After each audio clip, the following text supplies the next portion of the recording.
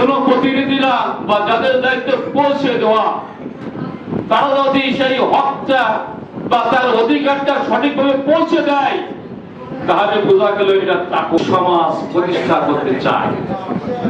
এক্ষেত্রে আমরা যারা মুসলিম, রোজা আমাদের একটা ইবাদত, এত গুরুত্বপূর্ণ ইবাদত যে মানুষের সংশোধনের জন্য আল্লাহ পাক সকল যুগেই সকল মুসলমানদের প্রতি রোজা ফরজ ছিল।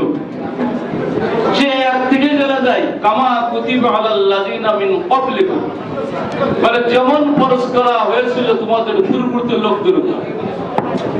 এর অর্থ হলো রোজা মানুষের সংশোধনের জন্য এমন একটা ইবাদত যা সকল যুগে ফরজ ছিল।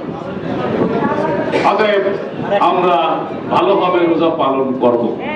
হাদিসে আছে রোজা রেখে মিথ্যা কথা আর মিথ্যা কাজ ছাড়তে না পারলে রোজা রেখে লাভ নেই।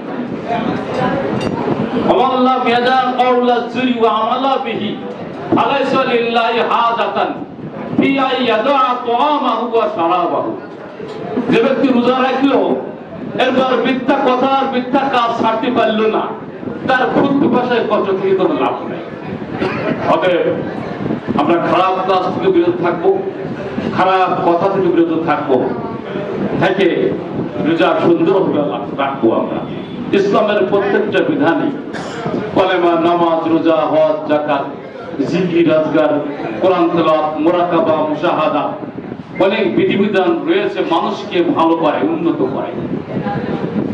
উন্নত মানুষ দিয়ে আল্লাহর উদ্দেশ্য আছে লিয়াকুমান নাসু বিল কিসত, সূরা হাদীদের 25 নম্বর আয়াতে আল্লাহ বলেন এই ভালো মানুষ দিয়ে ইনসাফ প্রতিষ্ঠা করতে। ভালো মানুষ তৈরির উদ্দেশ্য আছে সমাজে ইনসাফ প্রতিষ্ঠিত হয়। সুতরাং সমাজে ইনসাফ প্রতিষ্ঠা করার জন্য আপনার তাকওয়া কাজে না লাগে, সে তাকওয়া লাভ নেই। তাকওয়া যে থাকা সেটা সমাজের কাজে লাগাতে হবে। তাকওয়া বান কিনা তা তখনই বোঝা যাবে যখন একজনের নামে অ্যালার্ট হয়, সেই অ্যালার্টটা সঠিকভাবে পৌঁছে কিনা। জনপ্রতিনিধিরা বা যাদের দায়িত্ব পৌঁছে দেওয়া, তারা যদি সেই হকটা বা তার অধিকারটা সঠিকভাবে পৌঁছে দেয়, তাহলে বোঝা গেল এটা তাকওয়া।